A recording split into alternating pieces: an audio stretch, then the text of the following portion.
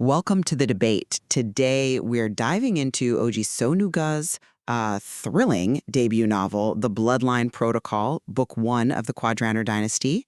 And, a quick shout out to Deo and Agbo, Oji's ride-or-die family, apparently keeping him right on track. Glad to hear it. Haha, yeah, kudos to them.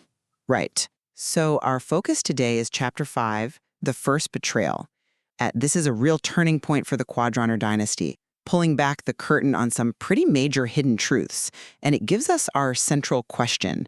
Does the emergence of this mysterious fourth shard and something called the Gemini revelation in this chapter, does it represent a profound, maybe necessary, opportunity for the Quadranner bloodline's future, or is it actually an unprecedented threat, something that could just tear it all down? I lean towards opportunity, a chance for realignment. And I have to disagree there. Respectfully, of course. I see this development as, frankly, an incredibly destabilizing danger. One that just immediately escalates conflict in ways the Quadri seem, well, completely unprepared for. Okay, I get that immediate reaction. But let me maybe offer a slightly different angle, looking at the deeper implications here. Layla Hossain's so-called betrayal, and let's be clear, it's driven by finding out about Sebastian Quadri's existence and Ameerah Quadri ordering him scrubbed, basically erased. It feels like a catalyst, right? A necessary one. It's not just revealing a secret, it forces this unveiling of a much older, more fundamental truth. Then you get the discovery of the Gemini revelation, some kind of prophecy or ancient text, it seems, and this fourth shard, this artifact nobody knew about. To me, this screams necessary realignment for the bloodline. You have Oba Suleiman Quadri, who used to be a Quadri code runner, I guess like an archivist. He identifies it specifically as a root shard with no fusion point. Now that suggests it's foundational. It can't just be slotted into their current power structure, the tri-signet, that three-part artifact they use for governance. And then you have the old woman in Naples and Mali Quadri, both hinting it has the power to rewrite the tri-signet itself, for resurrection, to reunite what was divided. That's a direct challenge to Ameerah's control, yeah? But it also offers a path to a more, let's say, authentic Quadri legacy. Layla takes a huge risk to expose this. She pursues this resonance at ancestral sites like the Lule Watchtower. It all points to a call for reestablishment, not just random chaos. See, while that paints a picture of potential renewal, the immediate evidence in the chapter seems to point straight to chaos. The emergence of this fourth shard and the revelation, whatever it fully is, it clearly unleashes something uncontrolled, something profoundly destabilizing. Look at Marius Kine, head of Omega House Internal Security. He's sharp, he gets it instantly. He says, and this is key, this isn't a race anymore. It's a resurrection. A resurrection of something totally unprecedented.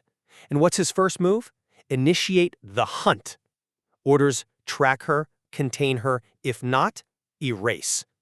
That doesn't sound like someone seeing an opportunity for hopeful realignment. It sounds like damage control against an existential threat. And remember what the text says about the tri-signet itself. Was never meant for unity, it was meant to divide, to test. So throwing a fourth unknown piece into that inherently fractured system, that doesn't lead to peaceful reformation.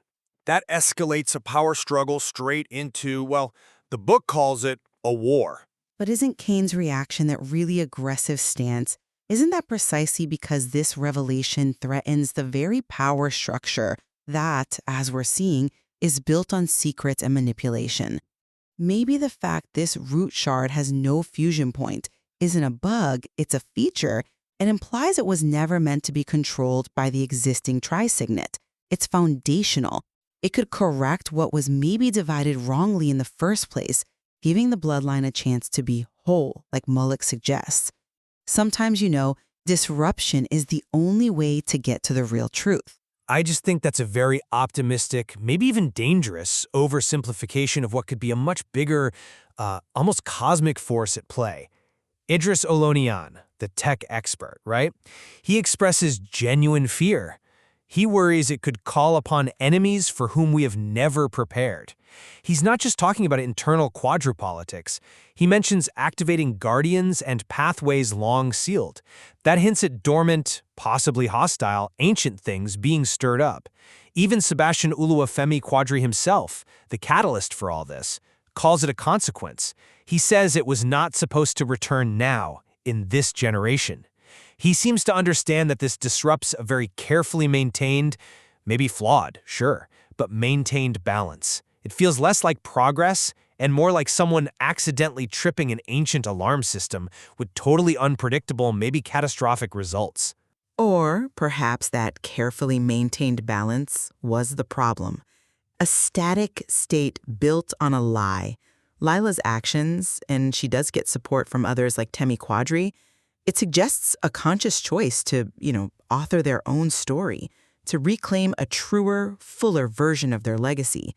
They seem to be embracing the disruption, not just reacting in fear. Or they're blindly stumbling into an ancient prophecy that's way bigger and far more dangerous than they realize, waking up something that could just consume them all. The text says the game had changed. I agree, but I think it changed for the worse. Well, today's discussion certainly highlighted the two sides of this coin, didn't it? The fourth shard and the Gemini revelation.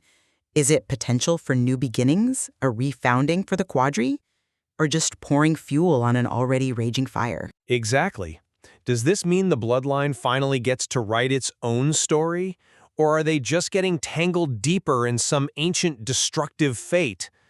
It's definitely clear the stakes have just skyrocketed. Leaves the listener with a lot to think about. Indeed. The material gives us plenty to chew on regarding loyalty, legacy, and the real price of power. We've really only just scratched the surface of the bloodline protocol here.